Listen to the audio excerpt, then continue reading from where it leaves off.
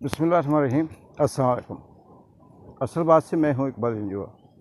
नाज़रीन, आज़ाद कश्मीर के वज़ीर-ए-आज़म सरदार तनवीर इलियास ने अपने पाँव पे कुल्हाड़ी ख़ुद तो मारी है, लेकिन ये कुल्हाड़ी इतनी तेज़ भी नहीं थी कि उसको काट कर, उसकी टांग काट कर उसे अपाहिज कर देती या लूला लंगड़ा कर देती।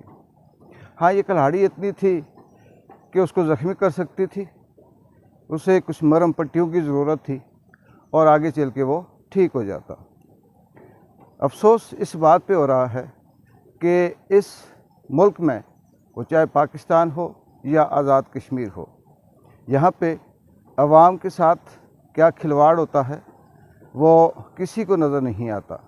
अवाम की बेबसियों के साथ, गुर्बतों के साथ और महंगाई के साथ किस तरह से खेला जाता है, ये लोग जब इलेक्शन के वक्त आता है तो ये अवाम का नुमाइंदा बन के अवाम के सामने आते हैं।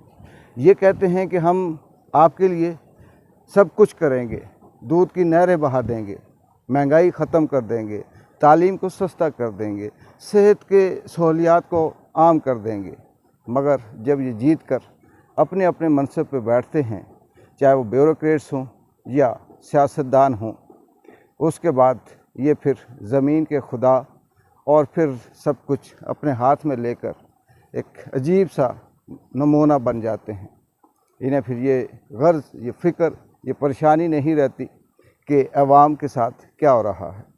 सरदार तनवीर इलियास के नाअहल होने के बाद बहुत से उनके नाकदीन, उनके मुखालिफ, जो पहले भी उनसे मुखालिफ थे, उनके पीछे पड़े हुए थे, वो चाहते थे कि किसी न किसी तरह से ये हटे और इनकी जगह हम बैठें।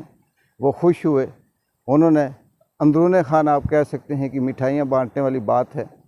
मगर याद रखें कि दुश्मन मरे तो खुशी न करिए, सजना भी मर जाना। आज अगर उनके साथ ऐसा हुआ तो कल ये जो लोग खुश हैं इनके साथ भी होना है। ये तो सियासतदान और ब्यूरोक्रेट्स की बात है। जो आम आदमी, जिसको सियासी कारकुन कहते हैं, जो अपने आप को जाला और नून लीकिया और इस तरह से कहते हैं, ये भी खुश हुए कि सरदार तनवीर इलियास या तो पीपल्स पार्टी का सुनने में आया कि सरदार याकूब साहब या यासीन साहब, चौधरी यासीन साहब, इनकी उम्मीद है कि ये वज़ीर-ए-आज़म बने। फ़र्ज़ करते हैं बन लेते हैं। चौधरी यासीन आकर क्या दूध की नहरें बहा देगा आज़ाद कश्मीर में?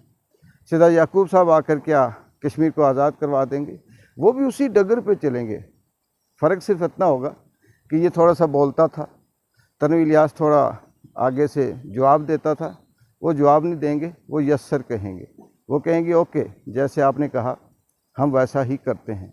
अवाम फिर वहाँ के वहीं भाड़ में जाए।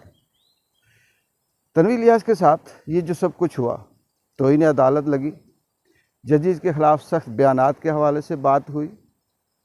अदालत ने तलब किया तनवीर इलियास साहब से 10 सवाल पूछे गए और सवाल यही थे, ये बयान आपका है, ये वीडियो आपकी है, ये आपने कहा है, ये अल्फाज आपके हैं, ये फ़लाँ जगह आपने किया, ये मीडिया टॉक आप किए। इसी तरह से उन्होंने कहा जी हाँ जी है, और साथ साथ वो ये कहते रहे कि मैं माज़रत चाहता हूँ, गैर मशरूत तौर पे मैं इसकी माज़रत चाहता हूँ। तो अब कोर्ट अदालत के उस कटहरे में जा चुकी थी, बॉल उस कटहरे में जा चुकी थी जहाँ पे आला ज़र्फ़ी का मुज़ाहरा किया जाता, इस मुल्क के, इस खित्ते की, मुल्क छोड़ें इस खित्ते की खैर ख्वाही की जाती और ये सियासी बहरान पैदा न किया जाता, बल्कि उसे गैर मशरूत तौर पे माफ़ी देकर वार्निंग दी जाती और ये कहा जाता कि नेक्स्ट अगर इस तरह की कोई बात हमने सुनी या हुई तो उस पे हम ये एक्शन लेंगे। समझ आती?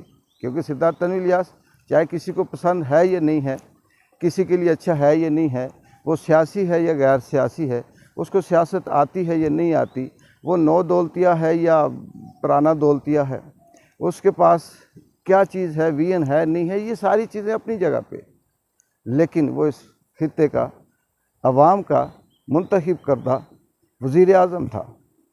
मान लेते हैं इस खित्ते की अपनी कोई वैल्यू नहीं है, उसकी क्या होगी, लेकिन चलें जैसे भी था, वज़ीर-ए-आज़म था। उसके साथ एक स्कूल के बच्चे की तरह का सलूक कि वो आए और उस्ताद ये कहे कि तूने कल गराजरी की थी, अच्छा जी मैं माफ़ी चाहता हूँ। तूने तख्ती सही नहीं लिखी, सर जी मैं माफ़ी चाहता हूँ। तूने ये सबक पूरा नहीं लिखा, मैं माफ़ी चाहता हूँ। मैं कल से याद भी करूँगा, मैं कल से टाइम पे आऊँगा, अब मैं छुट्टियाँ नहीं करूँगा। और टीचर कहे कि नहीं, ये सारी चीज़ें हमें मंजूर नहीं हैं, तुम क्लास से निकलो, और 2 साल तक तुम किसी क्लास में दाखिला भी नहीं ले सकते और तुम आगे पढ़ भी नहीं सकते इस स्कूल के अंदर। इसके साथ सिद्धार्थ तन्वी इलियास के साथ जो वज़ीर आज़म आज़ाद कश्मीर हैं, उनके साथ बिल्कुल ऐसा ही हुआ। वो सहाफ़ी जो इस वक्त तनकीद कर रहे हैं, खुश हो रहे हैं, जो बार बार ये कह रहे हैं कि सिद्धार्थ तन्वी इलियास साहब की ज़ुबान ऐसी थी, वो ऐसा था, वो ये बोलता था, वो बोलता था, उसे बड़ी वार्निंग दी गई, उसे बड़ा समझाया गया, उसने नहीं समझा। मैं उन तमाम सहाफ़ियों से कहता हूँ, उन तमाम छोटे मोटे जो मुफाद परस्त हैं, उनसे ये कहता हूँ कि ये चीज़ें आप भी जब इस इक़्तिदार में आते हैं तो आपकी ज़ुबान इससे भी ज़्यादा सख्त होती है, और बल्कि अभी भी है। आप अपने अपने हिसाब से देख लें, कोई अगर किसी जगह पे सीनियर है तो वो किस तरह से लोगों के साथ सलूक करता है, किस तरह से ब्लैकमेल करता है। कोई किसी ओहदे पे था है, जिन्हें मैं बहुत से ऐसे लोगों को ज़ाती तौर पे जानता हूँ कि जब वो किसी जगह पे सवाबदीद पोस्ट पे बैठे हुए थे तो वो सीधे मुँह बात नहीं करते थे, वो फ़ोन नहीं उठाते थे, अपने आप को 22वें ग्रेड का ऑफिसर समझते थे। आज जब तन्वी इलियास उतरा तो वो कहते हैं जी कि उसकी ज़ुबान सख्त है। ज़ुबान तो आपकी भी सख्त है। अगर दूसरा आता है तो उसने भी आपको सर पे नहीं बैठाना, उसने भी वहीं बैठाना जहाँ बैठे हुए हैं। और इसके अलावा वो लोग जो ये कहते हैं कि जी नई हुकूमत आएगी, ये नायल थी या पीटीआई की थी, ऐसा नहीं है। ये पीछे गेम बड़ी अजीब सी है, डोरियाँ कहीं और से हिलती हैं, हुक्म कहीं और से आते हैं, इल्ज़ामात कहीं और से लगते हैं, पसंद नापसंद का जो इशारा होता है वो कहीं और से होता है और फ़ैसले कहीं और होते हैं। आज़ाद कश्मीर की जो अदालतें हैं, अदलिया है, अदलिया जो हमारी मुअज़्ज़ज़ हैं, जजेस हैं, हम उनकी रिस्पेक्ट करते हैं। हमारी क्या औकात, क्या पिद्दी का शोरबा, क्या हम और क्या किसी इस लेवल के शख्स के बारे में कोई बात करें। लेकिन ये सवाल ज़रूर कर सकते हैं कि सर, आपका जितना बड़ा मनसब था, आप बेशक इस सीट पे थे कि आप नायल कर सकते थे, आप बहाल भी कर सकते थे, सब कुछ कर सकते थे। जब एक शख्स ने माफ़ी मांग ली, उसने कह दिया कि मुझसे गलती हो गई, वज़ीर आज़म होके आपके सामने खड़ा है और एक फ़रियादी की उस वक्त उसकी पोजीशन थी, तो क्या ये मनसब आपका नहीं बनता था कि आप माफ़ कर देते? ज़रूरी था कि आज़ाद कश्मीर के अंदर एक नया पंडोरा बॉक्स खोल देना? ज़रूरी था कि कोई तारीख़, अपने आप को ये कहना कि हमने तारीख़ रकम की? इस वक्त जो एनालिस्ट इस बात पर तजिया कर रहे हैं, उनका आप अगर सुने तो उन्हें ये लगता है कि ये फ़ैसला इस तरह से किसी मेरिट पे नहीं है। इसके पीछे कहीं ना कहीं पाकिस्तान के अंदर की ख्वाहिशात भी शामिल हैं, और बदकिस्मती ये है कि हमारा मुल्क अवाम किसी और को मुंतखब करती है, हुक्म कहीं और से आता है, चलाता कोई और है, और एंड पे फिर यही होता है कि उस मर्ज़ी से डुगडुगी बजाकर बंदर को कोई और नचा रहा होता है और सारे ही नाच रहे होते हैं।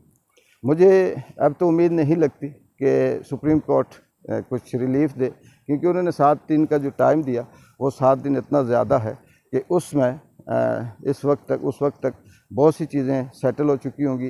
पीपल्स पार्टी या नून लीग या पीडीएम जो भी है वो अपना काम कर चुके होंगे और तन्वी इलियास के लिए बहुत देर हो चुकी होगी। हाँ, कोई जल्दी होता, कुछ बेहतर कर दिया जाता, रिलीफ होता तो चले, तन्वी इलियास को भी जो गलतियां थी उनकी वो सीखते, समझते, कंट्रोल करते, आइंदा ऐसा ना करते, लेकिन उन्हें मौका नहीं दिया गया। बिल्कुल मैं एंड पे फिर यही कहूँगा कि कुल्हाड़ी तो बेशक तन्वी इलियास साहब ने अपने पाँव पे खुद मारी है, लेकिन ये कुल्हाड़ी इतनी तेज़ नहीं थी कि वो पाँव काटती, वो ज़ख्मी कर सकती थी, मगर उनको काट कर अपाज करके लूला लंगड़ा कर दिया गया। हमें इस बात से खुशी नहीं कि वो गए, और इस बात का अफसोस भी नहीं कि वो गए। बात सीधी सच की है, हक़ की है, मेरिट की है कि कल कोई और आएगा, वो चाहे पीपल्स पार्टी का हो या नून लीग का हो, उसने भी अपने ही भांजे, भतीजे, चाचे, ताए जो भी है उन्हीं को नवाजना है। उसने भी अपनी गाड़ियाँ, कोठियाँ, बंगले और बैंक बैलेंस बनाना है।